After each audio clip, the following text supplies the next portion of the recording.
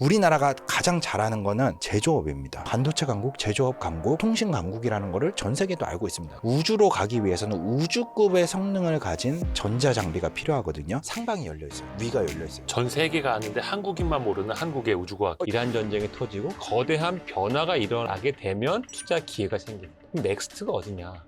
에너지 투자구나. 세계 최고의 투자자가 에너지 사업에서 오랫동안 투자를 하고 있고 거기서 안정적으로 돈을 벌어서 부를 쌓는 것을 우리가 결과만 알고 있는데 과정을 한번 보자.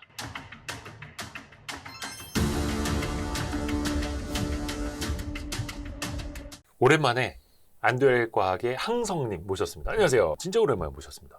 되게 오래됐더라고요. 사실 그 사이에도 또 그 우주과학, 우주항공기술, 네. 산업 엄청나게 또 발전을 하고 있어가지고 그러니까요. 제가 지난번에 나왔던 게 24년 말이었었나요? 이 시간이 되게 빠릅니다. 그러니까요. 저는 사실 얼마 안 된 것 같은데 네. 24년 말이라고 하니까 벌써 1년 반 정도가 지났잖아요. 자주 와주십시오. 네. 자주 불러주세요. 요즘에 또 항성님을 또 여의도에서 많이 모신다고 해가지고 특히 이제 과거에는 우주 산업이 그냥 국가 주도였다면 이제는 맞아요. 이게 돈 되는 산업으로 넘어가면서 증권가에서도 관심 되게 많죠. 네, 요즘 사실 증권가에서도 워낙에 스페이스X 상장이 이제 주요 이슈다 그렇죠. 보니까 예전에 한번 테슬라 열풍이 불었던 때가 있었잖아요. 네. 또 같은 CEO를 둔 이제 아. 일론 머스크의 스페이스X의 상장이 그때처럼 너무나 많은 사람들의 관심을 갖고 있고 요즘 또 워낙에 대형 우주선이라든지 아니면 상업용 발사체 이런 것들이 워낙에 많이 발사되다 보니까 이제는 스페이스X를 잘 모르시는 분들도 거의 없는 것 같더라고요. 다 알죠 이제. 네. 그래서 그러다 보니까 이제 상장이라는 큰 이슈가 있다 보니까 이제 많은 분들이 또 관심을 가지시고 스페이스X만 알지 사실은 우주 산업이 어떻게 구축이 되어 있고 어떻게 형성이 되어 있는지에 대해서는 잘 모르시는 분들이 많거든요. 그 스페이스X 단 하나의 기업만으로 우주 산업 시장을 투자한다기보다는 어떻게 이제 산업 시장이 형성이 되어 있고 그런 것들을 어떻게 바라보고 투자를 해야 되는지에 대한 얘기들도 조금 궁금해하시는 분들이 많이 계시더라고요. 그러니까 항성님이 사실은 천체 물리학자, 네. 네. 박사신데 이제는 산업도 보고 사실 또 투자 시장까지도 또 보시는 거예요. 사실은 저는 학부 때 이제 천문학하고 예. 물리학하고 한 학기가 부족해서 에어로스페이스 엔지니어링, 항공우주공학을 사실은 세 개를 전공을 하고 있었는데 엔진까지. 항공우주공학은 한 학기가 부족해서 학위를 따지는 못했었어요. 근데 이제 수업은 다 듣고 왜냐하면은 다음 학교가 정해졌었거든요. 근데 그때 또 한 학기를 미루겠습니다 하기에는 또 학기가 꼬이고 이러다 보니까 그냥 이거는 여기까지 공부를 했으니까 됐다라고 생각해서 평소에도 항공우주공학에 관심은 많이 가지고 있었거든요. 천문학, 물리학, 항공우주공학. 네. 그러니까 사실 얼마 전 이따가도 이야기하겠습니다. 우리가 아르테미스 2호 네. 이게 달 한 바퀴 이렇게 돌고 온 거. 맞아요. 스페이스X 상장이랑 엄청난 빅 이벤트가 있는데 네. 어느 쪽에 조금 더 관심이 더 많으세요? 저는 아무리 그래도 천체 물리학자이고 약간 우주 탐사와 관련된 실질적인 탐사와 관련된 아르테미스 2 쪽에 훨씬 더 관심이 있기는 해요. 왜냐하면은 우리 세대에서 예. 그러니까 우리 세대뿐만 아니라 조금 더 되게 많은 세대들이 사실 아폴로가 있었다라는 거는 알고 있지만 직접적으로 인류가 달에 가는 모습을 본 적이 없어요. 그때 뭐 이렇게 흑백 TV로 중계는 됐다고는 합니다만 그때 중계를 해줬을 때가 69년이잖아요. 69년이면은 그때 뭔가 이게 사람이 달에 가는구나를 인식을 하려면 최소한 적어도 한 6, 7살쯤은 돼야 되지 않았을까요? 그러면은 60년대 초반생 그쵸? 이전 분들만 좀 알고 있고 50년대생. 네. 네. 그 이후 사람들은 실질적으로 달에 가는 걸 못 본 거거든요. 그렇죠. 저희 세대도 그렇고 저희 이후 세대들은 맞아요. 당연히 못 봤을 거고 그래서 그것만큼 엄청난 이벤트인데 이제 최근에 전쟁이 있고 지금 뭐 세계 곳곳에서 전쟁이 일어나고 이러다 보니까 생각보다는 많은 관심도를 못 받았던 거는 사실인 것 같기도 해요. 맞아요. 그게 또 겹쳤어요, 기간적으로. 네, 기간적으로 겹치다 보니까요. 그러니까 결론적으로 나는 학자다. 네, 그렇죠. 그래서 저는 아르테미스 2에 조금 더 관심을 갖고 있기는 하지만 사실 이 우주 개발 프로젝트가 국가 주도로 계속 이루어졌었잖아요. 예. 근데 이게 스페이스X의 상장이라는 게 이제 자본 시장으로 넘어오는 이것도 큰 이슈 중에 큰 사건 중에 하나라고 생각을 하고 있거든요. 여기서 질문. 네. 스페이스X 상장하면 네. 주식을 살 수 있으면 네. 투자할 의향이 있으세요? 저는 있습니다. 저는 할 거고요. 제가 뭐 돈이 그렇게 많은 게 아니어서 엄청난 금액을 투자를 하지 잘 나가지 않습니까? 네. 안전과학이랑 한성님이랑. 엄청난 금액을 투자를 하는 거는 아니지만 네. 그래도 이 스페이스X가 많은 사람들 관심을 갖고 있기 때문에 단기적으로 이제 변동성이 사실은 저는 클 거라고 보기는 하거든요. 뭐 상장 초반에는 그럼에도 불구하고 장기적으로 봤을 때 우리 화성도 가고 달에 가고 또 아르테미스 미션이 이제 뭐 5차, 6차를 넘어서 지속적으로 이루어질 거기 때문에 그리고 일론 머스크는 지속적으로 주장을 하고 있는 게 화성에 갈 거다. 그 화성에 가는 과정 중에서 개발이 될 것 같은 여러 가지 새로운 기술들, 예를 들면은 화성에 간다든지 달에 간다든지 할 때 이제 화물선에 우주에서 급유를 해야 됩니다. 예? 공중급유기가 아니라. 그렇죠. 그러니까 공중급유? 우리 전투기 같은 거 보면은 이제 전쟁 같은 거 갈 때 공중급유 같은 네. 것들은 뭐 지금도 필요하죠. 기술을 갖고 있고 필요하다는 걸 네네네. 알고 있잖아요. 근데 달에 갈 때도 그렇고 화성에 갈 때도 그런 기술들이 필요합니다. 그 외에 진짜로 오. 추가로 되는 여러 가지 기술들이 있겠죠. 뭐 통신이라든지 지금도 스타링크라는 이제 적에도 통신 위성들을 사용하고 있는 것처럼 이런 여러 가지 기술들이 나올 거기 때문에 이게 단기간뿐만 아니라 저는 장기적으로 봤을 때도 저는 어느 정도 투자 가치가 있지 않을까. 그래서 저는 투자를 하지 않을까. 근데 막 초반에 들어가고 그럴 것 같지는 않아요. 좀 무서워요, 사실은. 그러니까 예전에 테슬라가 상장 초반에 그랬듯이 네. 또 이것도 이제 변동성도 또 있을 수밖에 없겠고 네. 그러면은 이게 사실 아르테미스 프로젝트랑 또 스페이스X랑 다요. 언젠가는. 그렇죠. 같이 하는 거고. 언젠가는이 프로젝트를. 아니라 당장 3차 발사 때부터 연관이 있죠. 왜냐면은 3차 발사가 조금 이제 계획이 변동이 돼가지고 원래는 3차 때 바로 달에 착륙하겠다라고 계획이 되어 있었는데 요걸 조금 세분화해서 네. 3차 발사 때는 이제 지구 궤도상에서 예. 착륙선이 있을 거고요. 달에 착륙하는 착륙선이 필요하고 이번에 우주인들이 갔다 왔던 사령선, 그러니까 우주선이죠. 사람들이 타고 있었던 그게 도킹을 해야 됩니다. 왜냐하면은 달에 내려가려면은 그 사령선 이번에 사용됐던 우주선은 착륙선이 아니에요. 착륙을 할 용도로 만들어진 건 아니에요. 그러니까 한 바퀴 돌고만 오는. 그렇죠. 이제 우주 공간 달까지 가는 것에 사용되는 용도로 사용이 됐던 거고 달에 착륙하는 거는 착륙선이 필요했었어요. 네. 예전에 아폴로 미션 때도 그 착륙선은 그 우주선에 당시에는 세턴 5라고 하는 우주선에 같이 실어서 보냈거든요. 예. 근데 그때는 같이 실어 보낼 수가 있었어요. 왜냐하면은 목적이 그냥 사람이 가서 내려오고 돌 좀 주워 와서 싣고 다시 오는 거였거든요. 예. 그러니까 그렇게 클 필요가 없었어요. 예. 근데 이번에는 아르테미스 미션의 목표가 장기적으로 달에 사람이 계속 거주할 수 있는 환경을 만들겠다. 기지를 만들겠다라는 게 목표예요. 예. 기지를 만들려면은 장비들. 짐이 엄청 많이 필요하거든요. 거기에 통신 시설도 깔아야 될 거고 발전 시설도 깔아야 될 거고 뭐 생활할 수 있는 뭐 급수 시설이라든지 이런 것들도 깔아야 될 거잖아요. 그러니까 착륙선이 옛날과 같은 개념의 착륙선이 아니에요. 화물선 개념이 필요한 거죠. 그래서 스타쉽이라고 하는 지금 이제 들어보셨을 거예요. 스페이스X가 만들고 있는 지구 최강의 우주선이라고 하는 가장 큰 우주선. 그게 이제 착륙선으로 사용이 될 예정이에요. 그게 이제 지금은 시험 단계고요. 3차 발사 때부터는 그 착륙선과 사령선이 도킹을 해야지만 우주인들을 옮겨갈 거 아니에요. 네. 네. 그 도킹 시험을 하겠다라는 게 3차 내년에 계획이 되어 있고요. 그러니까 갈아타는 것까지. 네. 도킹해서 뭐 직접 옮겨가는지는 모르겠지만 적어도 도킹은 한다. 그리고 4차 발사 때는 이제 직접적으로 그 스페이스X의 HLS라고 부르는 스타쉽, 휴먼 랜딩 시스템, HLS라고 하는 이 스타쉽이 직접 달에 내려서 사람이랑 또 일정 정도의 장비가 내려갈 거다. 달에 착륙할 거다. 그러면 우리가 보는 그 스타쉽 비슷하게 생기지 않았나? 그럼 비슷하게 생겼어요. 네. 엄청 크잖아요. 그 무슨 아파트가 뭐 15층 높이. 아파트 한 20층 높이죠. 그러니까 나홀로 아파트 한 동이잖아요. 네, 그렇죠. 한 동이 떴다가 물론 이제 밑에 춘신도 따로 있고 네. 그것만 해도 한 20층짜리 아파트. 그것도 한 30층 되죠. 총 높이가 이제 1단하고 2단인데 지금 들고 계신 스타쉽이라고 우리가 부르는 거는 2단이죠. 2단 스타쉽이고 1단은 슈퍼 헤비라고 부르면서 추진체. 되게 비슷하게 생겼어요. 거 있습니다. 야, 이렇게 생겼어요. 네, 맞아요. 이렇게. 자, 이렇게. 네, 그래서 이제 이렇게 올라가서 얘는 2단이 분리하고 1단은 혼자 돌아오고 내려오고 여기 와 있고. 그렇죠. 2단은 얘는 이제 달로 가고. 가서 달에서 착지하는 거예요. 달에서 착륙하는 거죠. 네. 야, 이걸로 우리가 설명이 다 되네. 끝. 그렇죠.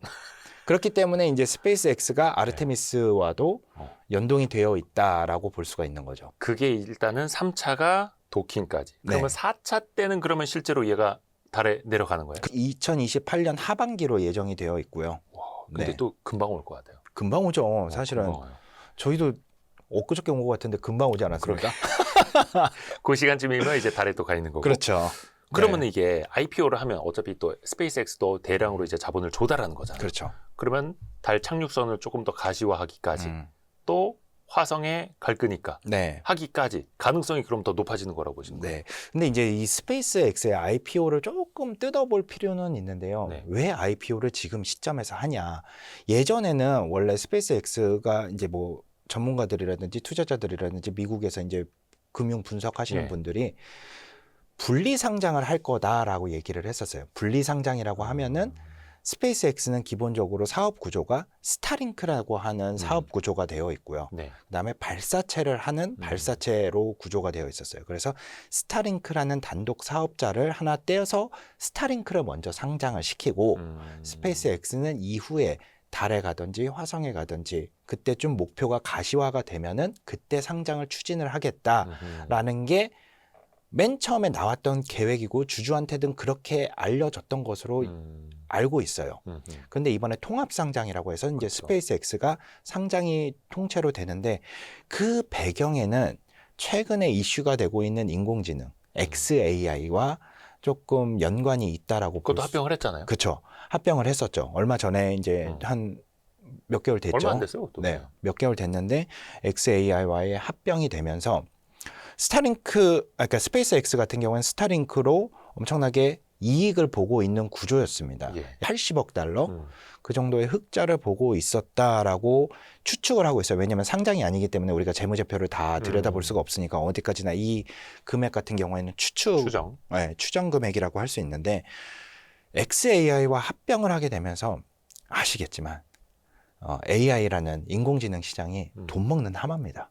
지금 뭐 엔트로픽이라든지 오픈 AI라든지 뭐 제미나이, 뭐 구글 같은 경우는 워낙에 기존의 회사가 컸기 때문에 거기는 조금 다르게 보더라도 뭐 그런 회사들은 투자를 받지 않으면 들어가는 돈이 어마어마해요. 감당이 안 되죠. 감당이 안 되죠. 일단은 데이터 센터를 운영을 하는 거, 그다음에 그 GPU 금액들, 그렇죠. 네, 이런 것들만 하더라도 엄청나게 돈 먹는 하마기 때문에 이 XAI와 합병을 하게 되면서 엄청나게 많은 자본이 필요해진 상황인 것 같아요.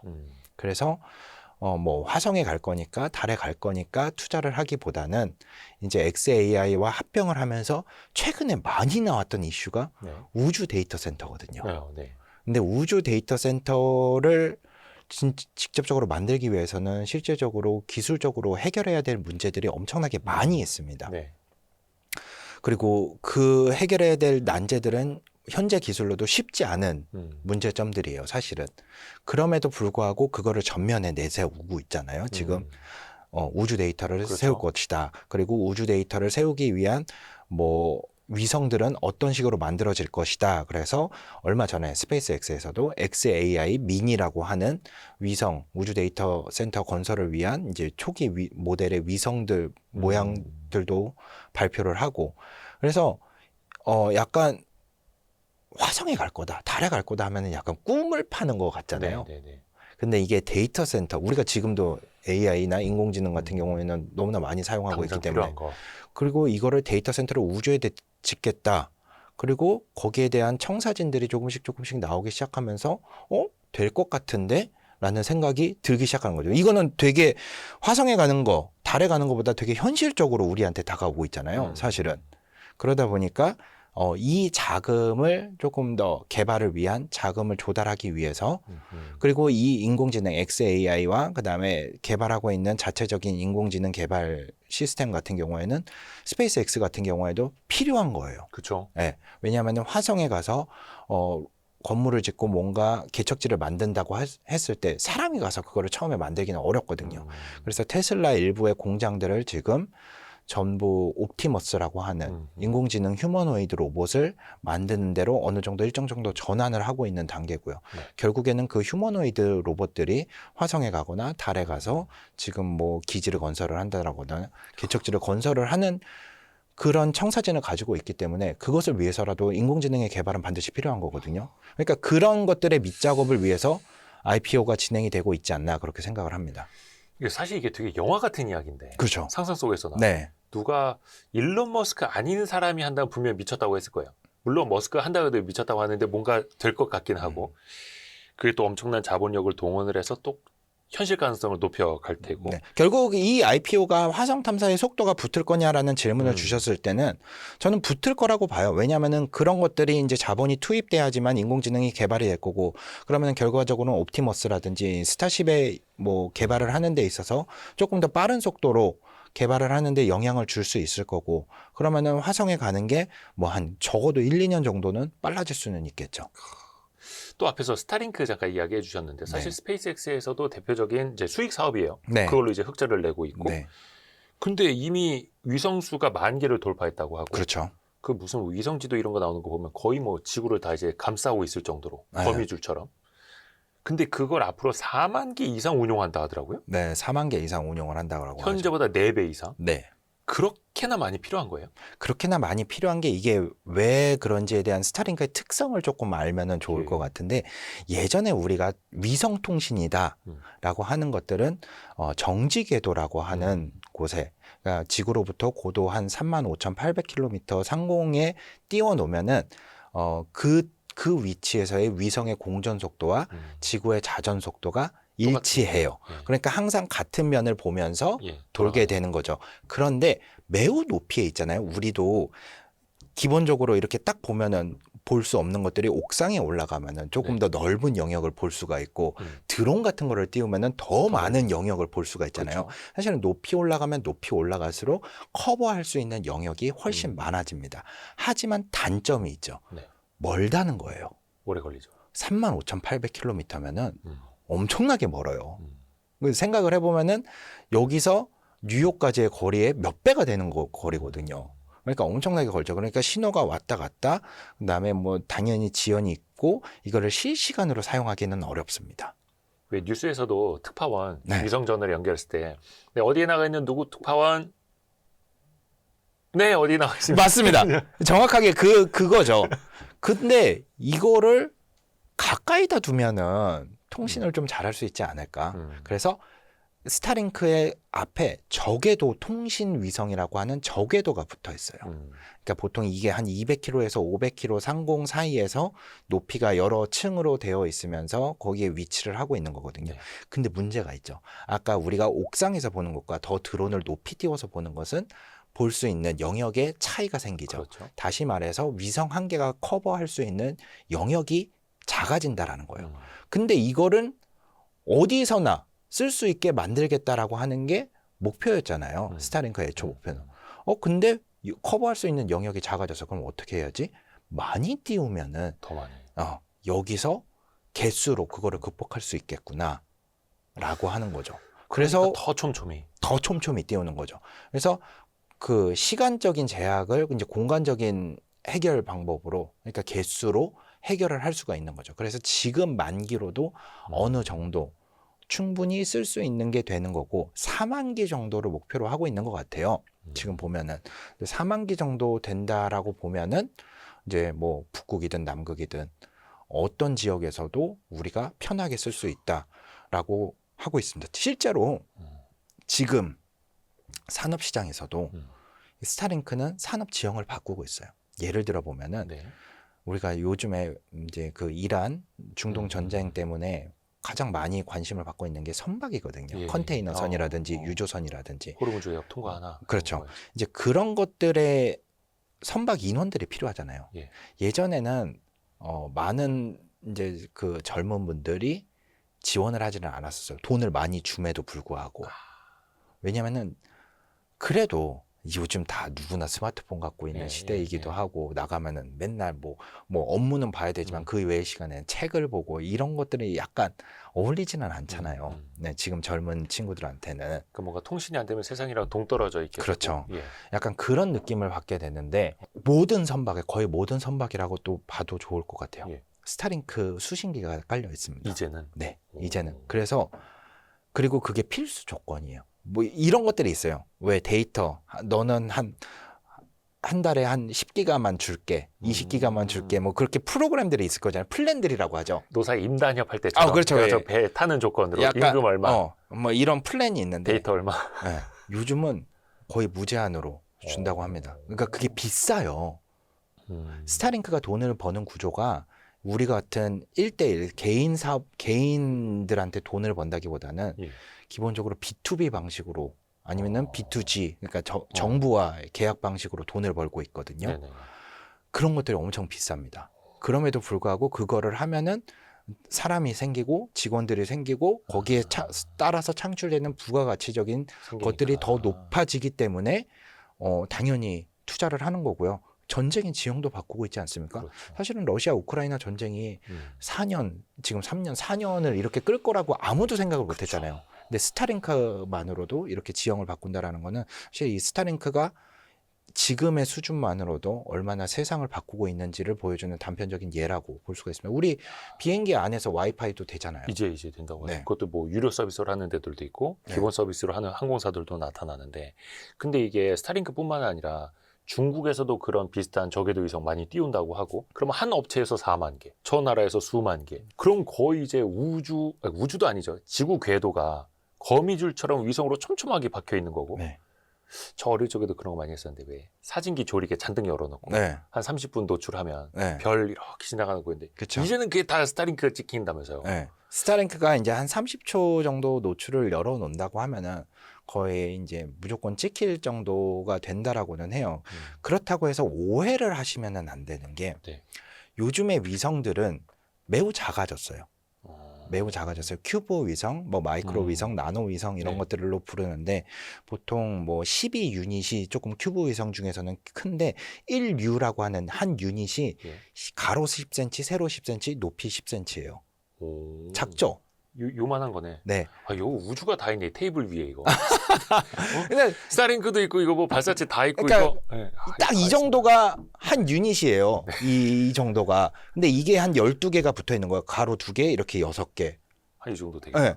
그러니까 그렇게 크지는 않죠. 근데 스타링크 같은 경우에는 조금 커요. 그 안에 여러 가지 뭐 레이저라든지 통신이라든지 아니면은 뭐 여러 가지 구성품들이 필요하니까 사람 크기의 한 2배 정도 될 거예요. 그런데 생각을 한번 해보시면은 예. 어떻게 생각을 해보시면 좋냐면은 네. 우리가 되게 빽빽하다, 네. 많다라고 생각했을 때 잠실 야구장이 한 2만 명이 넘게 들어가거든요. 예. 그러면은 그거 위성 크기가 그거보다 한 2배 정도 된다라고 봤을 때 한 15,000명 들어간다고 했을 때 그래도 잠실 구장 안에 다 들어가잖아요. 근데 잠실 구장은 정말 서울시의 잠실이라는 곳에 일정 정도의 영역에 그렇죠. 빽빽하게 모여 있는 거잖아요. 그 사람들을 그냥 다 늘어놓는다고 그랬었죠. 서울 영역에 2만 명을 배치를 한다라고 했을 때 티도 안 나는 것처럼. 티도 안 나잖아요. 어. 근데 우주 공간이에요. 심지어 400km 상공이에요.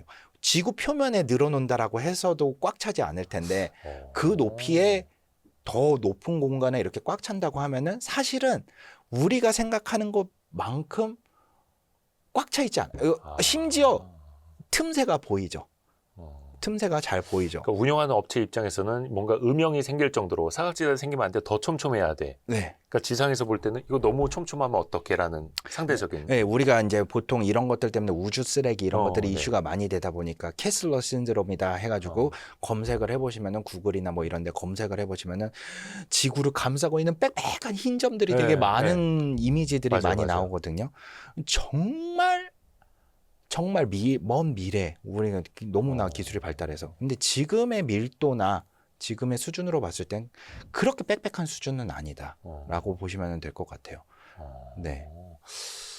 그러니까 이게 이게 한 4만 개 막 이렇게 되더라도. 네, 현실과 우리 진짜 미국 같은데 풋볼 경기장 같은데 10만 명도 들어가거든요. 큰 경기장 그런 데 있죠. 큰 경기장 10만 명 예, 들어가잖아요. 예. 그래도 그 영역 안에 다 넣을 수 있잖아요. 그 사람들을 상대적으로. 네, 배치한다고 해서 그 미국이라는 대륙이 막 미국 전체에 10만 명 있다고 하면 티도 안 나잖아요. 또 어떻게 찾을 거예요? 서로 숨바꼭질해도 찾지 못할 정도잖아요. 네, 네, 네.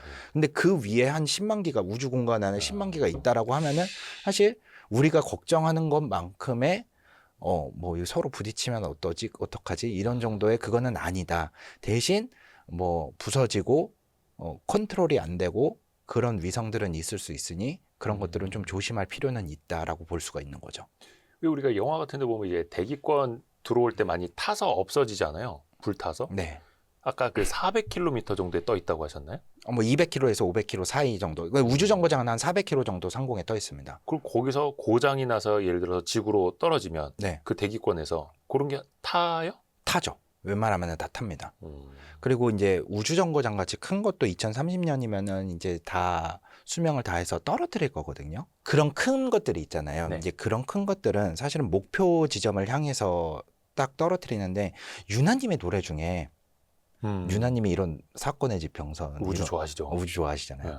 근데 포인트 니모라는 노래가 있어요. 최근에 예, 나오지 않았나? 네. 포인트님. 네, 포인트 니모라는 노래가 있는데 그게 어디냐면은 우주 발사체들의 무덤이에요. 위성들이라든지 이제 고의로 무언가를 떨어뜨려야 할 때 지구로 그 지점을 향해서 떨어뜨려요. 그게 이제 지점? 네, 그 바다의 한 지점인데 호주 대륙, 그 다음에 호주, 남아프리카, 뭐 아프리카 그 사이에 사람이 없는 거. 남아프리카, 아프리카 그 사이에 사람이 없는 가장 육지에서 가장 먼 해상 지점에 거의 아무도 가지 않는 그 지점을 목표로 떨어뜨리거든요. 거기에 그래서 발사체의 무덤이라고 우주선의 무덤이라고 부르는 지점들이 있어요. 포인트 니모라고 하는데 그 지점을 그게 지명이에요? 그쵸. 그 뭐 아니 지명이라고 왜냐면 하기 이름이 예뻐가지고 니모잖아요. 네. 그러니까 저도 그 이름이 어떻게 붙었는지는 찾아봐야 되고 잘 그건 모르겠지만 나중에 유나 씨 만나면 여쭤봐야지. 우리가 포인트 니모라고 부르거든요. 우리 니모를 찾아서라고 하는 이제 해상 생명체만 있고 거의 사람이 가지 않는 그런 곳이다 보니까 지구에 거기다가 떨어뜨린다. 거기다가 목표로 하고 탈 것들은 타고 그나마 타지 않은 것들은 그쪽으로 떨어지게 만들어 놓고 있죠. 덜 위험하게. 그렇게 하고 있습니다. 야 신기하네요. 네. 우주 무덤 포인트 니모. 네. 그런 것들이 거기 있습니다. 가면 바닷속에 뭐 있는데 누가 건져가요? 그 아니면 그거 원래 개발한 그거- 회사에서 가져가나? 그것도 자산일 수 있잖아요, 남은 거. 자산일 수도 있는데 일단은 대기권으로 다 타오면서 유의미한 기술을 뭐 취득할 날아갔을 그거는 거고. 없을 거고 한다고 하더라도 거기까지 가서 예인하는데 드는 돈에 비해서 얻을 수 있는 가치가 훨씬 적을 거라고 장담합니다. 예전에 그런 거 있었거든요. 북한이 무슨 미상의 발사체 쏘면 낙하지점 계산해서 우리 해군이 먼저 가서 가져오고 막. 그렇죠. 이런 거. 그거는 건져도 뭔가 할 수 있는 그리고 아. 우주에서 막 떨어져 오면서 막 그런 게 아니었잖아요. 아하. 네. 근데 이거는 다 타버렸으니까 거의 다 가치가 타- 있을지는 그렇죠. 그리고 웬만한 기술들은 어느 정도는 우주 정거장과 같은 것들은 공유를 하기 때문에 알려져 있고. 이게 또 그 우주 개발 경쟁이 또 스페이스X만 있는 게 아니라 그렇죠. 블루 오리진도 있고 네. 로켓랩 네. 이것도 예, 주식 투자하시는 분들 되게 좋아하시던데 네. 버진 갤럭틱도 있고 네. 물론 이제 비교를 한다면 이제 스페이스X 좋아하시는 분들은 되게 또 싫어하실 수도 있겠습니다만 경쟁 자체가 어떻게 싫어할 건 아니죠. 뭐. 그래요? 네. 경쟁 자체라고 보기에는 이제 사실은 스페이스X가 압도적으로 독점적인 위치에 있다라고 보는 게 사실은 맞습니다. 기술적인 면으로나 아니면은 경험적인 면으로나 압도적이긴 하죠. 운용적인 면으로나 그걸 언제 느낄 수 있냐면은 제가 여러분들 아실지 모르겠지만은 중요한 발사들은 한국에서 제가 계속 중계를 하고 있습니다. 네네. 그래서 뭐 스타쉽이라든지 또 우리나라의 위성이라든지 이런 게 올라갈 때마다 발사를 하고 있는데 예. 여러 발사체에 실려서 올라갈 거잖아요. 스페이스X에 그쵸. 실려서 올라갈 때도 있고 그다음에 얼마 전에 아르테미스 같은 경우에는 이제 나사의 SLS라고 하는 스페이스 런치 시스템이라고 하는 우주 발사체에 올라갈 때도 있고 그런 거를 다 중계를 해요. 제가 중계를 할 때 보면은 어떤 걸 느끼냐면은 기본적으로 미국에서 발사를 하잖아요. 네. 미국에서 발사를 하니까 단위가 SI 유닛이 아닙니다. 우리가 흔히 쓰는 시속 몇 킬로미터, 그다음에 고도 몇 킬로미터 이게 아니고요. 마일과 이제 그들이 쓰는 임페리얼 단위라고 하죠. 흔히 쓰는 그런 걸로 나오니까 이것들이 이제 우리한테 직관적으로 다가오지 않고 그러니까 1.6 곱해야 되는 거죠. 1.6 정도 곱해야 되는 거죠. 네. 근데 그게 이제 뭐 당연히 미국에서 발사를 하고 미국 사람들을 위한 거고 미국의 거기에 세금이 들어갔기 때문에 그런 부분에 있어서는 당연히 이해를 하는데 기본적으로 우주공학에서는 뭐 만든다든지 아니면 공학적인 면에서는 SI 유닛 그러니까 우리가 지금 쓰고 사용하고 있는 실생활에서 킬로미터 단위나 이런 거. 예. 사용하고 있는 미터, 킬로미터 단위, 킬로그램 단위 이런 것들을 쓰는 게 표준화되어 있습니다. 표준화되어 있어서 사실은 거기서도 개발을 할 때 그렇게 써요. 어허. 그럼에도 불구하고 이제 중계나 이런 데 보면은 어. 그런 부분이 저는 가장 안타깝고요. 그리고 가장 큰 차이점은 뭐냐면은 우리가 지금까지 얘기를 했던 스타링크입니다. 중계가요. 네. 한 번도 끊기지 않고 모든 과정이 스페이스X 같은 경우에는 매끄럽게 나옵니다. 그러니까 계속 실시간으로 중계가 되는 거죠. 물론 딜레이는 조금 있겠지만 몇 초 정도의 딜레이는 있겠지만 그래도 실시간으로 현재 상황들이 다 중계가 되고 그러니까 있어요. 이 발사체에 달려 있는 카메라로 찍고 있는 것도 끊기지 않고 그렇죠. 그 고열에서도 네. 고열과 진동에 그거는 이제 뭐 공학적인 면으로 카메라를 보호를 하면은 다른 기업들도 다른 업체들도 또는 할수 나사도 있죠. 할 수 있지만 이게 실시간으로 중계가 된다라는 거는 아예 다른 차원이거든요. 이게 무슨 말이냐면은 스페이스X는 하나의 플랫폼을 이루고 있다라고 보시면 돼요. 발사체 제조, 위성 제조, 위성도 스타링크라고 하는 위성도 직접 제조하고 있죠. 그다음에 통신업까지. 그리고 그 밑에는 이제 심지어는 부품, 자기네들이 사용하는 부품 하나까지 만들고 있거든요. 그러니까 완전 수직적으로 체계를 이루고 있죠. 이렇게 체계를 이루고 있는 것들이 많지가 않아요. 그리고 스페이스X가 계속 중계를 할 수가 있는 거는 그 스타링크고요. 우리가 이제 발사 중계를 아무래도 스페이스가 계속 제일 많이 하다 보니까 그렇죠. 우리가 발사 중계를 접하는 것도 스페이스X의 중계를 많이 접하게 돼요. 그러다 보니까 그렇게 실시간이 어느샌가 우리에게는 또 당연하게 느껴지는 그렇죠. 부분이 생겼어요. 와 이러면서 봤는데 이제는 뭐 당연 갔다 왔으면 내려가야지. 야, 하고. 저거 왜 안 보여줘? 이제는 어. 나사나 아니면 뭐 로켓랩이나 아니면 블루 오리진이나 이런 업체들은 어느 정도 올라가면은 계속 그래픽으로 나오거든요. 실시간으로 안 나와요. 그래픽으로만 나와요. 더 이상 카메라 중계는 보여드릴 수 없고 왜냐하면 이미지로만. 없으니까요. 그죠, 저 꼭대기에서. 실시간으로 중계할 방법이 없으니까. 왜 안 쓰냐? 스페이스X에 왜 그러면은 스타링크 돈 주고 쓰면 안 되지 않냐? 근데 제가 아까 말씀드렸듯이 스페이스X 스타링크가 돈을 버는 방법이 뭐라고 그랬죠? B2B 또는 B2G. 엄청 비싸요. 그 몇 분 그 중계 그거를 위해서 그 돈을 내고 그거를 쓴다고요? 안 하죠. 이유가 없죠. 차라리 개발비라든지 어디에 더 쓰죠. 그만큼의 돈이 드는 거예요. 그러니까 돈을 버는 거예요. 스타링크가. 그게 또 일종의 홍보 창구가 되기도 하고. 네. 그 어디 뭐 스포츠처럼 중계권을 팔아요? 아니요. 그런 그건 거는 아니고. 아니에요. 그런 거는 아니고. 근데 또 한국에서 뭐 중계하는 채널이 여러 채널이 있을 수 있는데 이제 뭐 보통은 다른 채널들에서는 주로 뭐 저번에 사고도 나기는 했지만 KBS 같은데 자막 AI 자막 돌려서 하자. 저도 해봤는데 그 자막이 또 이제 듣고 실시간이 바로 된다고는 하지만 그래도 차이가 있다 보니까 현장을 바로 전달하는 게 어렵더라고요. 그쵸. 아무리 빠르다고 하더라도. 그래서 저 같은 경우에는 제가 이제 진짜 축구 해설하듯이 지금 무슨 일이 벌어지고 있고 이 지금 이제 화면에서 어떤 뭐 가스가 나오는 현상이라든지 이런 것들을 다 해설을 하고 있기 때문에 아마 그렇게 해설을 하는 방송은 거의 없을 거예요. 또 미국에서 공부하셨으니까. 네, 뭐 들리는 것도 있고 네, 그러다 보니까 그러니까 그런 압도적인 기술을 갖고 있기 때문에 로켓랩이라든지 블루 오리진이 좋은 기술을 가지고 있음에도 불구하고 아직까지는 조금 스페이스X가 많이 우위에 있다. 그리고 블루 오리진 같은 경우에는 심지어 지금 스페이스X의 팔콘 9보다 커요. 팔콘 9보다 크다. 네, 뉴글랜 얼마 전에 그 수직 착륙했잖아요. 네, 바다 위에. 네, 4월에. 네. 근데 가만 생각해 보시면은 발사체의 가장 큰 임무는 뭐죠? 실어다 주는 거죠. 쏴 그렇죠. 주는 거죠. 쏴 주는 거예요. 네. 그리고 그 위성을 목표한 궤도에 올리는 거예요. 그게 발사체의 임무예요. 네네네. 이번에 뉴글랜 같은 경우에는 일단 자기네들이 재사용하기 위한 일단 회수에는 성공을 했는데 올려놓는 데는 실패를 했어요. 그러니까 착륙은 성공을 했는데 발사체 배송에는 실패했어요. 이거는 발사체의 임무를 다 하지 못했다라고 볼 수밖에 없거든요. 일단은 성공했었고. 근데 그거는 자기네들한테만 좋은 거잖아요. 택배 기사님이 저 갔다 왔습니다 했는데 저희 배송 안 왔는데요. 그렇죠. 이러고 있는 거예요. 네. 근데 난 했어요. 했다라고 하고 나는 야 기가 막힌 기술을 써가지고 저기다가 배송을 한다고 했는데 배송은 안 갔고 나는 뭔가 임무를 완수를 했다라고 이제 조금 하고 있는 건데 그런 기술들이 조금 더 개발은 돼야겠죠. 그럼에도 불구하고 재사용이라고 하는 재사용 발사체에 성공을 했다라고 하는 거는 엄청나게 큰 의미를 가지고 있습니다. 로켓랩 같은 경우에는 아주 소형이에요. 진짜 틈새 시장을 잘 파고든 게 팔콘 9이 그렇게 많이 발사를 하더라도 예. 엄청나게 많이 발사를 하더라도 뭐가 있냐면은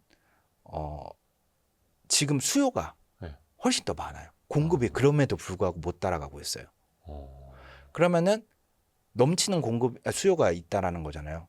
그러면은 팔콘 9에 그러니까 스페이스X에 실지 못한 것들을 야 우리가 실어줄게. 왜냐하면은 위성들이 아까 말씀드렸듯이 이거 하나 사이즈만큼 작아졌거든요. 예. 그럼 발사체가 클 필요가 없어요. 아. 로켓랩 같은 거는 18m밖에 안 돼요. 매우 작은 지금 거의 그 뭐라 그러지? 팔콘 9 같은 경우에는 지금 팔콘 9은 70m가 넘거든요. 근데 얘는 18m밖에 안 돼요. 예. 그리고 실을 수 있는 양도 얼마 안 되지만 그럼에도 불구하고 이 정도만 실어서 나는 보내줬으면 좋겠어라고 하는 업체들이 많이 있기 때문에 그 시장을 잘 파고든 거죠. 그래서 그러니까 45인승 전세버스만 타는 게 아니라 미니버스 시장도 있다는 거죠. 네, 그 정확하게 그거예요. 미니버스 시장도 많이 있어요. 미니버스 통근용으로 많이 쓰잖아요. 맞아요. 네. 그런 시장을 잘 파고들어서 아하. 로켓랩도 이제 계속 꾸준히 발사를 하고 있는 상황이고요. 그 다음에 지금 금년에 로켓랩이 이제 조금 전환기라고 할 수 있는 시점이 뉴트론이라고 하는 뉴트론? 지금 작은 발사체는 일렉트론이라고 하는 전자 잘 지었어요. 일렉트론 그 다음에 그거보다 큰 거 뉴트론 네. 뉴트론이라고 하는 중형 발사체 지금 이제 스페이스X와 비교하면 팔콘 9 같은 발사체겠죠. 그런 뉴트론을 시험 발사가 예정이 되어 있습니다. 이 시험 발사의 성공 여부에 따라서 이제 로켓랩이 앞으로 나가야 될 방향, 이제 그 변곡점이 될 수 있다라고 보는데 로켓랩에 투자하고 계시는 분들은 뉴트론 발사와 관련된 개발에 관련된 뭐 소식이라든지 아니면 발사 시점을 조금 잘 보시면은 이제 주가에 반영이 될 수 있다라고 보시면 될 것 같아요. 이 사실 또 재사용 로켓은 우리나라 차원에서도 또 개발을 하기는 해야 하는데 네. 이게 사실은 쉬운 것도 아니고 그 블루 오리진 뉴글렌이 얼마 전에 그 바다 위에 착륙을 하긴 했습니다만 그게 스페이스X보다 9년 뒤처진 거라 하더라고요. 맞아요. 그 거의 10년 가까이 뒤처진 건데 물론 이제 빨리 따라갈 수도 있겠지만 우리나라도 목표가 있습니다. 네. 재사용 발사체 개발 완성이 2040년. 네. 물론 이게 어렵지만 가야 할 길인 거는 맞겠죠. 이거 한 5조 6천억 투입한다고 하던데요. 일단 돈이 들겠죠. 돈이 들겠고 재사용 발사체가 왜 필요한지에 대해서 잠깐 먼저 그 배경을 보면은 좋을 것 같아요. 네. 왜 재사용 발사체가 들어왔는지 우리 아까 얘기를 했을 때 과거의 우주 탐사 같은 경우에는 정부 주도로 이루어졌다라고 했었잖아요. 네. 정부 주도는 목표가 명확해요. 그리고 목표 지향적이에요. 이 목표를 달성하기 위해서 어떤 돈이 들더라도 이 목표가 들면은 돈이 그동안 든 돈은 가치가 있는 돈이다라고 할 수가 있어요. 왜냐하면 그거는 정부 주도로 하는 일이기 때문에 우리나라의 과거에 나로호도 그랬고요. 누리호 1, 2차 발사도 약간 그런 경우라고 볼 수가 있겠죠. 네. 하지만 이게 민간 기업으로 넘어가기 시작하지 않았습니까? 근데 민간 기업이 가장 추구해야 되는 이념이 있어요. 이게 아니면 기업이 아니에요. 이윤. 그렇죠. 이윤 추구예요. 네. 발사체 시장이라고 하는 이 발사업, 우주 탐사업을 가지고 갔으면 이윤을 추구를 해야 되는데 이윤을 추구를 하기 위해서는 킬로그램당, 그러니까 위성을 실어보내는데 킬로그램당 발사 단가를 무조건 낮춰야 됩니다. 그래야 돈을 벌 수가 있어요. 그렇죠. 그 방법을 마련하기 위해서 반드시 필요했던 게 재사용 발사체예요. 한 번 쓰고 버리는 것이 아니라 버렸던 것을 계속 사용을 하게 되면은 그렇죠. 우리도 뭐 처음에는 투자를 했으면은 이거를 계속 재사용을 하게 되면은 그렇죠. 훨씬 더 이득이 원가가 생기잖아요. 낮아지죠. 원가가 낮아지잖아요. 이런 것과 똑같은 개념이거든요. 근데 이제 재사용 발사체 같은 경우에는 앞으로 우주 산업에서 약간 발사 입장료라고 보시면 돼요. 이게 있어야지만은 지속적으로 발사를 할 수가 있는. 그리고 그거를 심지어 정부가 주도를 한다라고 하더라도 제사용 발사체가 아니면은 발사 비용이 워낙에 많이 들기 때문에 그만큼 많은 발사를 할 수가 없겠죠. 그렇죠. 그래서 입장료가 비싸면은, 그러니까 발사 단가가 비싸면은 우주로 뭔가 위성을 자주 만들어도 계속적으로 쏠 수가 없는 거예요. 그렇기 때문에 이 제사용 발사체 같은 경우에는 반드시 필요한 거고, 한국우주항공청 있잖아요. 우리나라의 네. 우주항공청도 이제 차세대 발사체를 메탄 기반 제사용 발사체로 만들겠다라고 해서 그 발사 방향, 개발 방향을 이제 최근에 전환을 하기는 했습니다. 네네. 그래서 거기에 관련된 예산도 방금 말씀하셨듯이 배정을 했어요. 그래서 우주항공청 자료에 따르면은 제사용 핵심 기술하고 그다음에 차세대 메탄 추진체 시험 설비 등의 이런 예산들이 계속 배정이 되고 있거든요. 이런 것들은 반드시 할 수밖에 없고, 우리나라 같은 경우에도 이제 우주 탐사를 이끌어가는 선진국 중에 하나이기 때문에 우리가 무슨 선진국이야 하시는 분들도 계실 수 있겠지만 전 세계에서 스스로 로켓을 만들어서 위성을 만들어서 우리가 원하는 때에 발사를 할 수 있는 나라가 10개국이 안 됩니다. 선진국이라고 할 수 있죠. 네. 그렇게 우리나라 사람들한테 세계 한 10등 이런 거 참 눈에 잘 안 차서. 그래도 세계를 이끌어가는 나라들은 그럼요. 어마어마한 건데. 네, 그래서 제사용 발사체는 사실 선택이 아니라서요. 네, 필수다. 앞으로 우주 산업에 있어서는 필수적인 요소이기 때문에 개발은 반드시 해야 될 거고요.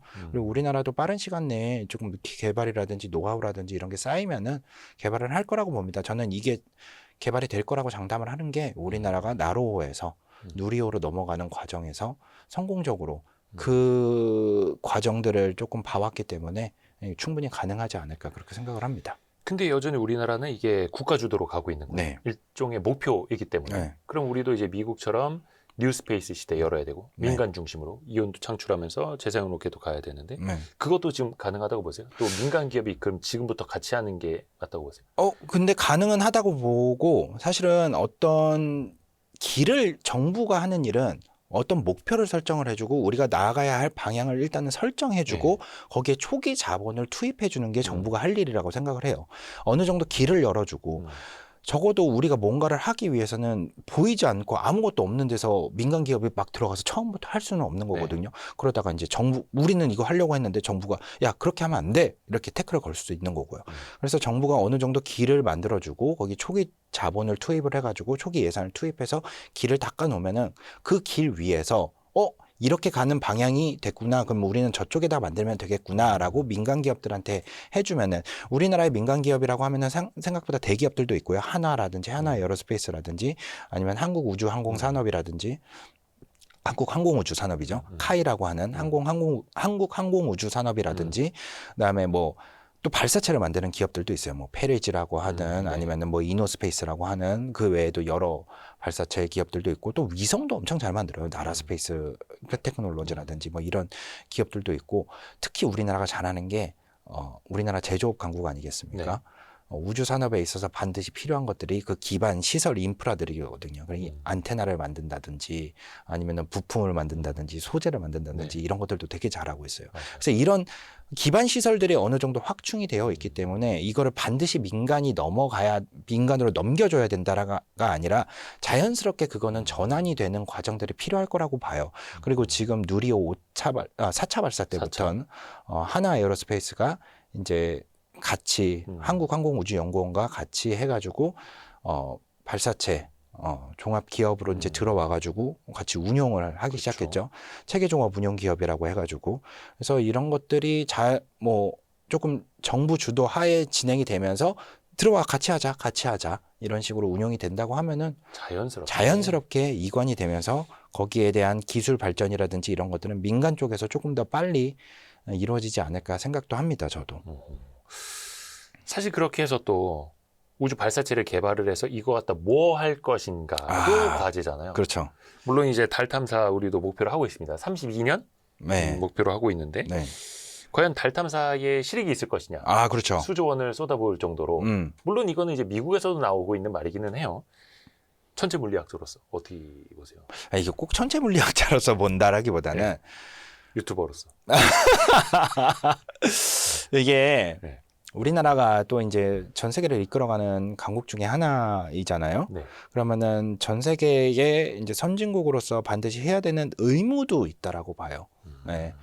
그런데 이제 뭐 기본적으로 전 세계를 이끌어가는 국가들은 전부 우주 탐사에 대한 사업들을 진행을 하고 있고요. 이 시릭 자체가 달에서 어떤 광물을 캐와서 지구에 가지고 와서 뭐 헬륨3 있다 이런 말씀 들어보셨죠? 뭐 알루미늄도 있고 뭐 히토류도 되게 많다 이런 것들을 지구로 가지고 오면은 시릭이 된다.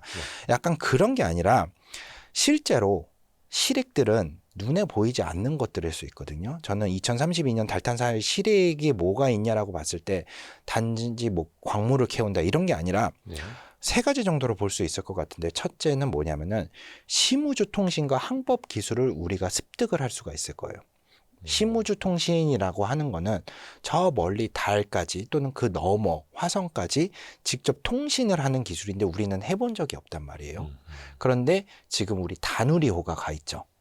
다누리호와 통신을 하고 있죠. 이런 것들은 심우주 통신이거든요. 그리고 다누리호의 발사를 통해서 어떤 식으로 달에 갈 수 있는 방법이 있구나. 평소에 그냥 쭉 가는 방법과는 다르게 뭐 태양까지 갔다가 여러 중력들을 이용을 해서 다시 돌아오면서 조금 오랫동안 한 3개월 넘게 가는 항로를 선택을 했거든요. 쉬운 항로는 아니에요. 에너지를 최소로 쓰면서 갈 수 있는 매우 효과적인 경로였기 때문에 그런 거를 시도를 했었고, 이런 것들도 우리가 해본 경험이 생기는 거예요. 그 이후에 유인 탐사라든지 아니면은 달에 탐사를 보내갔든지 그때도 새로운 방법들이 노하우가 생기겠죠. 이렇게 쌓인 노하우들은 나중에 우리가 더 먼 미래를 봤을 때는 반드시 필요한 것들이고요. 그다음에 우리가 달 착륙 아르테미스 협정이라는 프로그램을 통해서 아르테미스 미션을 통해서 우리나라도 이제 참여를 하고 있어요. 맞아요. 우리나라도 참여를 하고 있는데 어떤 식으로 참여를 하냐, 뭐 우리나라 사람이 간다 이런 거라기보다는 달 탐사에 여러 과학 장비라든지 아니면은 달 탐사 표면을 걸어갈 수 있는 로버라든지 이런 것들을 보낼 겁니다. 그래서 이런 것들을 보내면은 운용 기술이 생겨요. 이거 해봤냐? 와. 이거 예를 들면은 우리나라 옛날에 누리호 개발 같은 거 아니면은 나로호 개발 같은 거 할 때도 너네 이거 해봤어? 아니요, 우리 안 해봐서 한번 배우려고 그러는데 그러면은 어느 정도 해보고 와. 이런 경우들이 되게 많았었어요. 네. 선진국들과 협력을 할 때. 근데 지금은 우리가 해보고 쏴보기도 했고 그다음에 위성도 만들어보고 어느 정도 성과도 있잖아요. 같이 할래? 라는 얘기들이 많이 먼저 들어와요.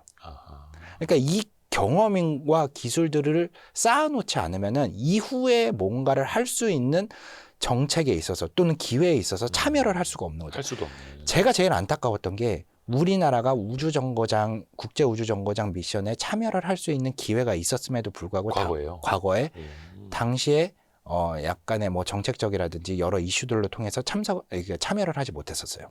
뭐 일본도 참여를 했고 캐나다도 참여를 했고 여러 나라도 참여를 했었어요. 캐나다 같은 경우에는 그 안에 모듈이 있는 거는 아니거든요. 로봇8이라고 하는 그냥 팔 하나, 캐나다 암이라고 하는 로봇8 이거 하나가 있는데 그럼에도 불구하고 이번에 아르테미스 2에 우주인을 보낼 수 있는 기회를 얻었잖아요.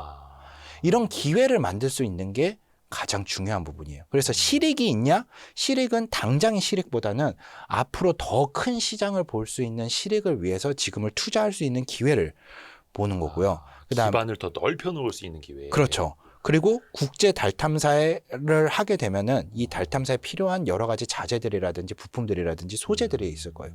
이 공급망 체인에 들어가는 것도 엄청나게 중요한 얘기입니다. 여기 하지 않으면 공급망 체인에 들어갈 수가 없어요. 그렇죠. 이게 꼭 우리나라가 안 하더라도 다른 나라에서는 이 공급망대 이런 거 필요해요. 여기 잘 만들던데 옛날에 우리 뭐 아주 진짜 과거에 일본 부품들 잘 만든다, 제조업 잘 만든다 막 이런 것들이 있었잖아요.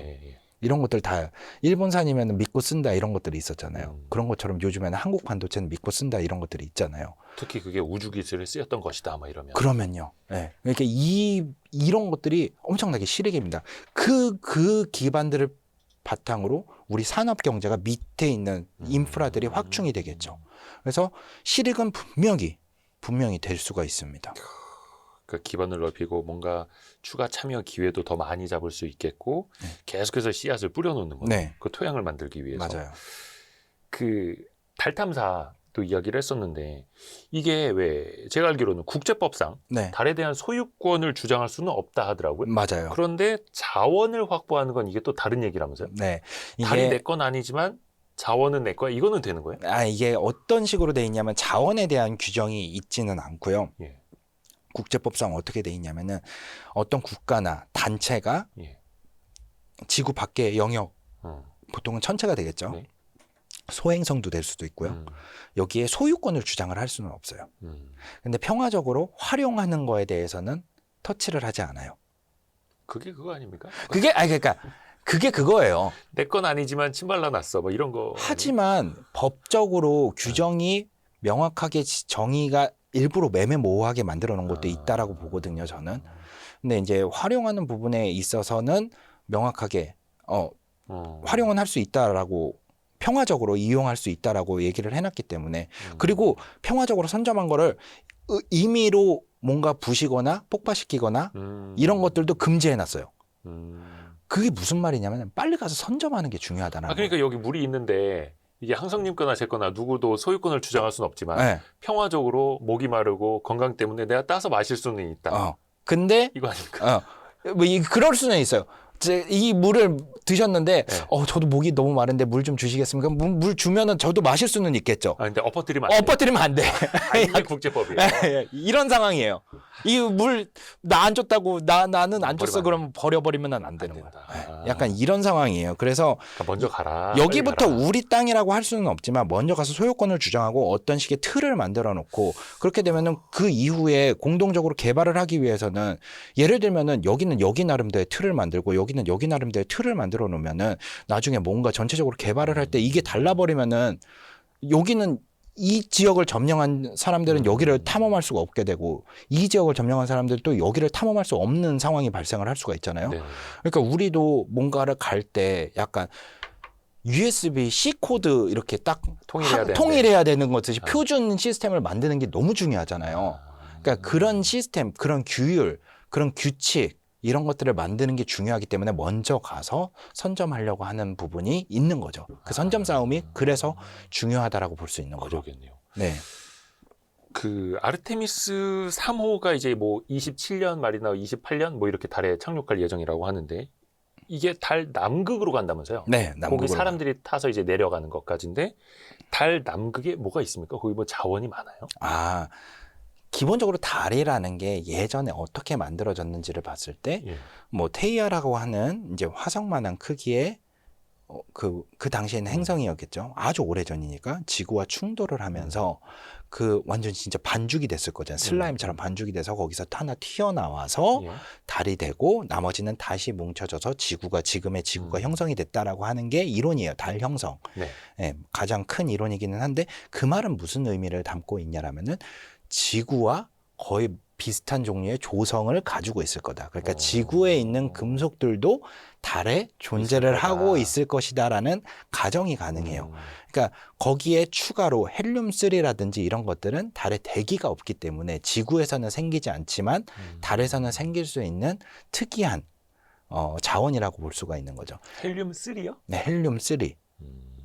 헬륨-3라고 하는 게 이제 나중에 핵융합 차원에 있어서 약간 진짜 필요한 효과적으로 필요한 무청정 원료라고 보시면 되는데, 우리가 당장 핵융합이 상업화되지도 않았는데 상용화되지도 않았는데 그걸 당장 조금은 먼 얘기고요. 사실은 그렇다고 해서 그 자원들을 캐가지고 가지고 올 거냐?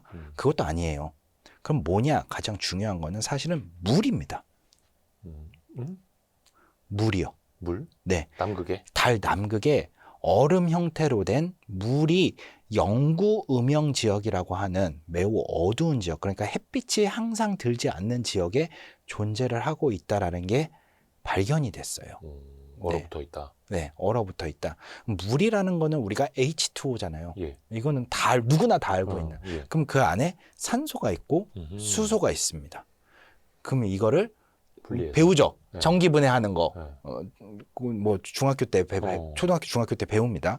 전기분해하면 수소와 산소로 분리할 수 있다. 그럼 수소는 연료로 사용할 수 있습니다. 로켓 연료로.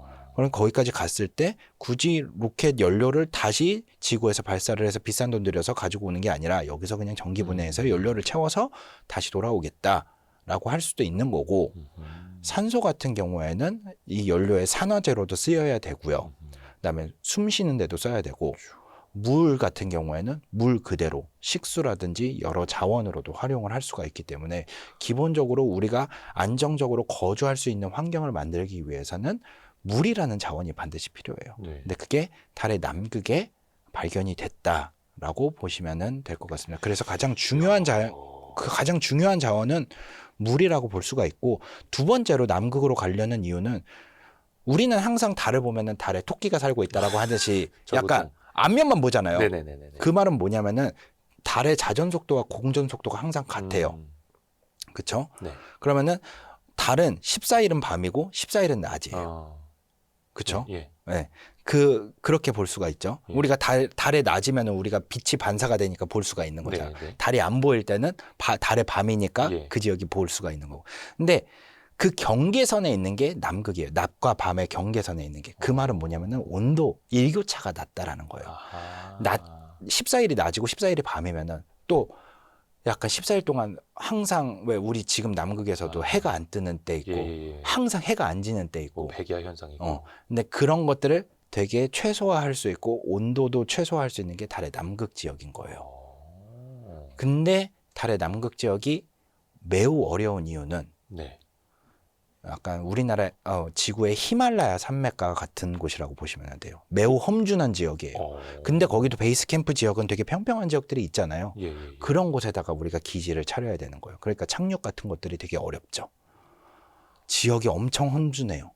자원이 있고 물이 있겠으나 착륙하기 또 어렵고 거기서 뭔가 기지를 만들어서 생활하기도 쉽지 않을 거고. 네. 하지만 인간이 살 수 있는 조건은 거기가 최적지다. 이야. 인도도 그 남극으로 간다 하더라고요. 네. 인도는 인류 최초로 예. 남극에 무인 탐사선을 착륙을 내렸다고. 시켰죠. 찬드라얀 3호라고 하는 것들을. 그 친구가 뭘 파봤대요? 근데 물이 이제 있답니까? 그 물을 발견한 것도 사실은 인도의 탐사선이기는 한데요. 어. 그때는 착륙선이 아니라 궤도를 돌았던 거고, 남극에 그 파봐서 물이 있었다라는 것들이 검출이 된 게 아니라 궤도를 가까이 돌다 보면은 이제 성분 분석하고 분광 분석을 하면 이게 물이다라는 거는 확실하게 알 수가 있고요. 그런 것들은 했던 것 같아요. 파봤더니 흙에 물 분자가 같이 들어있다. 토양에. 그러니까 물이 들어있는, 왜 우리 공기 중에도 이 질소, 산소 막 이렇게 있는데 수증기 같은 것들이 들어있을 네. 때가 있잖아요. 물 분자가 들어있는 예. 것들이 있잖아요. 이런 것들이 있다면은 토양에서도 물 분자가 있다라고 하면은 토양에서도 물을 뽑아낼 수 있지 않을까라는 기술들이 이제 나오겠죠. 사실 그 기술은 이미 어느 정도 나와 있습니다. 작년에 노벨 화학상도 받았고요. 아, 그래요? 네. 이거 제가 잘 몰라가지고 예를 들어서 물이 저렇게 찰랑찰랑 있어도 사실 그거 가지고 이용하는 것도 되게 제한적인데 네. 물 분자만으로 수소 연료를 만들고 사람이 숨 쉴 수 있는 양의 산소를 뽑아내고 산화제까지 만들 정도가 되려면 이거는 양이 그게 될까요? 약간 이런 걱정이 들거든요. 양이 그렇게 많지는 않겠죠. 진짜 뭐 그렇다고 해서 정말 뭐 어디 우리 조그만 저수지 같은 정도의 양이다, 그거는 아니고요. 엄청나게 많죠. 엄청나게 많기는 하지만 그렇다고 하더라도 충분히 우리가 이용할 수 있는 양이기는 하지만 그렇다고 해서 달에 엄청나게 많은 사람이 살 게 아니잖아요. 막 몇만 명이 가서 살 거는 아니잖아요. 그러다 보니까 사실은 사용하는 데 있어서는 충분할 거다라고 보고 있는 거죠. 그러면 예를 들어서 아까 처음에 공중급유기처럼 우주로 가는데 급유가 필요하다. 네. 말씀해 주신 그게 나중에 달의 기지가 되면은 달에 착륙해서 수소 충전하고 가고. 네, 뭐 그런 이런 것들이 미래도 가능하다는 거예요. 그렇죠, 그렇죠. 이거 재밌다. 네. 그러니까 우리나라도 그 아르테미스 프로젝트에 지금 이제 합류하고 있고 네. 큐브 위성도 같이 이제 실은 걸로 알고 있는데 네. 혹시 지분율 뭐 이런 게 있을까요? 아, 제가 너무 경제적으로 생각하나? 근데 네. 되게 합리적으로 생각할 수 있어요. 이 약간 그룹이 있으면 우리도 개 들면은 네. 회비 내잖아요. 네, 순번 뭐 또 돌아와야 이렇게 되고. 모임이 있으면은 회비 내고 네. 같이 뭐 맛있는 거 먹으러 가고 그죠, 그죠. 하는 거니까 뭐 지분을 내야 되는 그런 거 아니냐, 아니면 얼마씩 돈을 내야 되는 거 그죠? 아니냐라고 예를 들어 하는데. 나중에 달의 남극에서 자원을 확보를 했는데 그래도 우리 몫이 있어야 될 거 아니에요. 그렇죠. 네. 예. 근데 사실은 뭐 아르테미스는 뭐 주식회사라든지 뭐 투자하는 것처럼 이렇게 얼마나 지분을 갖고 있는 구조는 아니고요. 예. 우리가 얼마나 투자를 했으니까 달에 예를 들면은 우리가 10%를 투자를 했어. 음. 그러니까 달의 자원을 캐는 거에 10%를 우리가 가져야 돼. 약간 이렇게 할 수가 있는 거잖아요. 만약에 우리의 돈 많은 상식으로. 네. 돈 많은 나라가 그러면은 다 가져가는 독식 구조가 되는 거잖아요, 사실은. 근데 그런 게 아니라 아르테미스 협정이라는 것 자체가 국제 우주 탐사의 원칙을 같이 함께 만들고 그 규범을 제정을 하고 그다음에 실제 협력 같은 경우에는 그 현물이라든지 아니면은 서비스라든지 이런 것들로 이루어집니다. 뭐 장비를 제공한다라든지 우리나라의 다누리호 같은 경우에도 예. 지금 현재 달 탐사를 하고 있는 예. 앞으로 아르테미스 4호가 달에 남극 어디에 착륙을 하면 좋을지 거기에 대한 정보를 제공을 한다라든지 아니면 관측 장비를 우리가 제공을 한다라든지 이런 식으로 거기 전체적인 미션을 수행하는 데 있어서 임무 역할을 수행을 하는 것 자체가 우리가 뭐 흔히 말하는 투자금을 내거나 지분을 낸다. 왜냐하면 그거 개발에도 돈이 들어가니까요. 그러니까 약간 이거 죄송합니다. 이게 질문을 위한 질문인데 안 좋게 말하면은 그래도 끼워주는 게 우리에게 또 기회가 되는 거다 뭐 이런 거예요. 근데 사실은 이제 옛날에는 우리가 끼워주세요 해서 끼워달라고 했으면은 요즘은 그 정도는 아니에요. 요즘은 나사가 같이 하자. 누리호까지도 해봤으니. 같이 하자. 그래요? 이런 거 있어. 한번 해보지 않을래? 왜냐면은 그런 걸 어디서 볼 수가 있냐면 이번에 아르테미스 2 갈 때 K라드 큐브 위성이라고 물론 네. 안타깝게도 통신이 두절되면서 우리가 참석을 성공까지. 성공적으로 이루어지지는 못했지만 그럼에도 불구하고 이 미션 자체에 큐브 위성을 실어보내는 실험도 한 거예요. 아르테미스 입장에서는. 네. 근데 이거를 누군가 만들어줘야 되잖아요. 그리고 의미 있는 위성을 만들 수 있는 국가여야 되잖아요. 한국이 생각이 난 거예요. 한국하고 유럽의 몇 개 국가들한테. 그래요? 그래서 제안을 한 거예요. 먼저 미국이. 그러니까 이 정도의 수준까지 우리나라는 온 거예요. 네. 그렇기 때문에 그 아르테미스 미션 같은 경우는 사출 이 정도 공간에서 사출을 하면은 여기 발사가 되는지 이런 거를 한 거고 다 우리 K라드 큐브는 그러면은 아주 궤도를 크게 돌면서 이게 원궤도는 아니었거든요. 가까이는 1000km, 멀리는 몇만 킬로미터까지 네. 이렇게 크게 타원을 돌면서 그 방사선대를 측정을 하고 거기에 SK 하이닉스, 삼성전자의 반도체가 들어가 가지고 거기에 우주 공간에서 얼마나 버틸 수 있는지 이런 것들도 시험하게 돼 있었는데 그런 빠른 시간 내에 그런 것들을 만들어낼 수 있는 능력을 갖췄다? 우리나라의 능력을 알고 있다라는 거죠. 그러니까 같이 하자라고 제안을 하는 거죠. 그러니까 순수하게 기술적으로. 네, 그러니까 끼워달라는 아니에요. 이게 죄송합니다만 저희가 너무 이제 트럼프적 사고에 좀 젖어버려가지고 뭐든지 하면 미국이 그럴 수 있어요. 돈 내라고 할 것 같아가지고. 예. 네. 죄송합니다. 제가 너무 속물이어가지고 이제 좀 걱정이 돼서 그렇습니다. 뭐 꼭 그런 건 아니에요. 네. 우리나라도 근데 이제 상당히 우주 개발 기술 쪽에서는 엄청 잘하고 있다라고 보시면 돼요. 그리고 또 이번에 화제가 됐던 게 아까 캐나다 네. 로보팔 그 우주정거장 당시 뭐 이런 이야기도 해주셨고 스위스가 또 은근히 또 좀 우주 강국이라 하더라고요. 원자 시계도 그렇고 네네네. 이 페어링 이 덮개 기술도 그렇고 네. 그런 것처럼 세계가 주목하는 한국만이 갖고 있는 뭔가 우주과학 기술은 네. 뭐가 있을까요? 꼭 우주과학 기술이라고 하는 것뿐만 아니라 뭐 우주과학 기술에도 우리나라가 우수한 점이 많기는 하지만 당장 이 달 탐사 아르테미스 프로그램에 있어서 가장 중요한 것 그리고 우리가 가장 잘하는 거를 해야 되지 않겠습니까? 네. 우리나라가 가장 잘하는 거는 아까도 말씀드렸지만 제조업입니다. 그리고 반도체하고 전자부품을 진짜 잘 만들어요. 우주로 가기 위해서는 우주급의 성능을 가진 전자장비가 필요하거든요. 우주급이라고 하는 거는 뭐냐면 방사선, 우주 공간에서는 방사선들이 엄청나게 많이 와요. 네.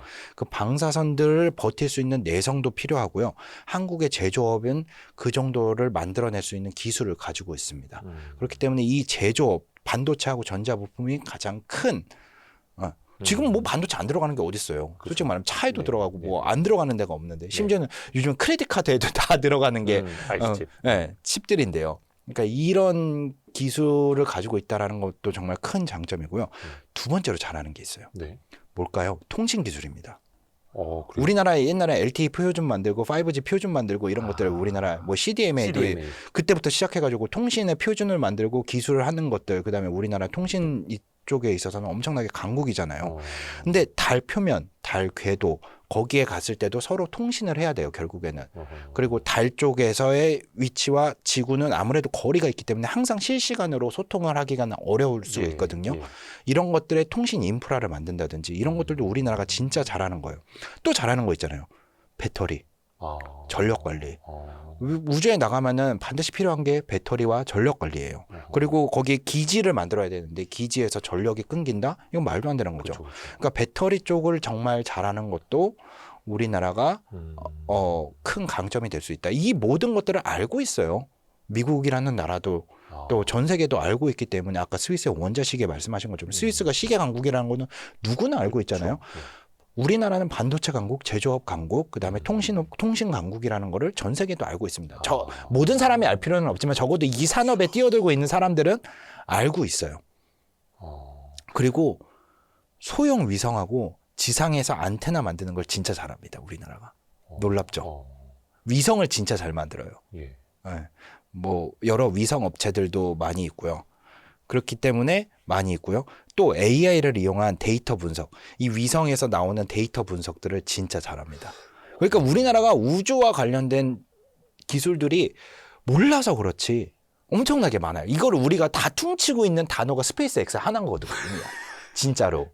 이 부분이 제일 안타까운 거죠. 우주 산업은 스페이스 X 그 발사 시장 하나로 형성되어 있는 게 아니에요. 위성을 쏘아야 되고요. 그 안에 들어가는 위성을 만들어야 되고요. 그럼 위성이 결국 올라가서 뭐 해야 되냐? 서비스를 해야 되는 거예요. 위성 통신을, 위성 데이터를 만들면 그 수많은 위성들이 보내는 데이터를 어떻게 받을 거며, 그 데이터를 어떻게 처리할 거며, 그 품질 좋은 데이터를 어떻게 관리를 하고 배포를 할 건지, 판매를 할 건지, 이런 모든 것들이 우리는 진짜 플랫폼화 되어 있거든요. 기업별로. 이게 전 세계가 아는데 한국인만 모르는 한국의 우주과학. 약간 그런 거예요. 네. 네, 아시는 분들은 아시고 제가 아까 말씀드린 것과 관련된 우주 기업들은 주가가 이미 많이 엄청 올라 있습니다. 맞아요. 진짜 많이 올라 있습니다. 국내도. 네, 국내요. 맞아요.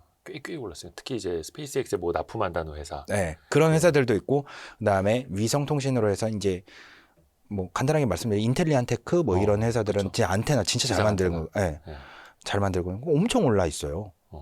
뭐 투자 좀 하셨나요? 아니요, 뭐 제가 그렇게 밝지는 못해서 제가 진짜 부지런해야 되는데 이런 거 투자를 많이 하려면은 보셔야죠. 맨날 저기 스페이스X 중계만 하시니까 농담이고 농담이고. 야, 진짜 우리나라가 그쪽에 강점을 많이 갖고 있어. 근데 안타깝게도 어떤 분이 그런 말씀을 하시는 거예요. 어차피 반도체는 지상에서도 많이 쓰이고 또 해외에서 만든 위성에도 반도체는 당연히 메모리 반도체 비롯해서 뭐 들어갈 텐데 그게 우리 거를 쓴다라고 해서 뭐가 달라지느냐 막 이런 식으로. 근데 또 그렇죠. 그게 아니라는 거죠. 왜냐하면 그게 또 엄청나게 또 큰 시장이 되니까. 큰 시장이 될 거고요. 이 시장은 쉽게 말씀드리면은 상방이 열려 있어요. 위가 열려 있어요. 이거 주식시장에서 좋아하는 말인데. 뭐 왜냐면은 스페이스X 지금 IPO 상장한다고 하는데 어떤 분석 회사들은 1.25조 달러다. 어떤 회사는 2조 달러다. 어떤 회사는 1.5조 달러다. 예상 시총. 예상 시총이 왜 다 다르겠어요? 대충은 비슷하게 예측을 하잖아요. 위가 열려 있기 때문에 얼마나 위로 뚫고 갈 수 모르니까. 있는 이 우주 산업 시장이 열려 있는지를 아무도 가보지 못한 세계인 거예요. 그렇죠. 그러다 보니까 다들 그걸 바라보는 관점에 따라서 그 회사의 그다음에 그 가치를 다르게 먹이고 있는 거죠. 알 수 없는 거죠, 진짜. 네. 진짜 이게 꿈? 영화가 이제 하나둘씩 현실이 돼가고 있는 건데 사실은 이제 앞에서도 말씀드렸습니다만 아르테미스 3호 그러니까 달 착륙까지 이제 뭐 한 2년? 또 안 남았는 거예요. 2년 정도 남았습니다. 빠르면 1년 반, 2년? 그 최종적으로 달에 이제 기지를 건설한다는 건데 영화 보면은 그런 뭐 기지를 만든 장면들 많이 나오잖아요. 예전 예능에서도 많이 나왔고 마지막으로 풀어야 할 난제는 무엇일까요? 풀어야 할 난제는 많습니다. 뭐 아까도 말씀드렸지만 방사선도 있었고요. 대기도 없다 보니까 방사선도 있을 거고 극단적인 온도도 있을 거고 달에는 먼지가 이제 흙 모사토라고 하는 것들이 있는데 우리나라도 이제 달 모사토를 만들어서 연구를 하고 있거든요. 이거 모사토를 만들 수 있는 나라도 몇 나라 안 돼요. 근데 달 먼지가 어떻게 돼 있냐면은 왜 우리 유리 컵 깨지면은 되게 작은 조각들이 눈에 안 보이는 날카로운 조각들이 있죠. 그런 식으로 되어 있어요. 먼지가요? 네, 뭐 달 흙, 토양 먼지들이 기계적인 풍화가 없기 때문에 대기가 없으니까 물도 없고 이런 모래가 것들. 먼지가 날카로워요? 네, 날카로워요. 화학적인 풍화적인 것들밖에 없기 때문에 날카롭게 되고요. 또 물과 산소도 확보를 해야 되고 그렇죠. 전력도 공급을 해야 되고 식량도 풀어야 될 거고 또 거기 가면은 사람 아프지 말라는 법이 있지 않습니까? 없지 없죠. 않습니까? 의료도 해결을 해야 될 거고 또 중력도 낮으니 저중력에서는 어떻게 건강을 계속 사람이 유지를 해야 될 건지 또 가면은 시계도 달라져요. 중력이 달라지니까 아, 상대성 이론에 시간이? 따라서 시간도 다르게 흐르는데 그거 조금씩 달라지면은 쌓이고 쌓이면은 커지거든요. 이런 문제들도 어떻게 해결할 건지 전부 문제 덩어리예요. 근데 이 문제 덩어리는 예측은 할 수 있죠. 근데 가서 해보지 않으면은 어떻게 해결을 해야 되는지도 모르는 거예요. 그래서 가서 부딪혀 보면서 하나씩 해결해 가겠죠. 우리가 뭐 영화에서 보는 그렇게 낭만적인 뭐 우주기지, 도시 건설 이런 거라고 보기는 어렵겠지만 그래도 초반기에는 조금씩 그런 것들을 해결해 가는 단계가 되지 않을까 그렇게 생각합니다. 그 인터스텔라 보면 그런 거 있지 않습니까? 그 중력이 엄청 센 별에 갔는데 산인 줄 알았는데 그게 파도였다. 네. 근데 이거는 우리의 예상에 없었던 일이야 라고 하면서 당황하지만 사실은 거기에서 부딪혀가면서 또 문제를 해결하듯이 그렇죠. 달에도 우리가 예측하지 못했던 문제 분명히 있겠지만 해결을 해야 되는 가봐야 가서 땅 파봐야 알다. 뭐 안다. 긁어봐야 안다. 그렇죠. 야, 재밌습니다. 네. 이게 그냥 스토리텔링이 아니라 진짜 데이터고 과학이고 또 미래이고 경제이고 네. 또 그게 또 투자랑도 맞닿아 있고 네. 항성님 통해서 뭔가 달에 있는 먼지만큼이지만 좀 배워봤습니다. 네. 앞으로도 잘 부탁드립니다. 네. 많이 가르쳐 주십시오. 네. 아유, 네. 초대해 주셔서 감사합니다. 아유, 즐거웠습니다. 고맙습니다. 감사합니다.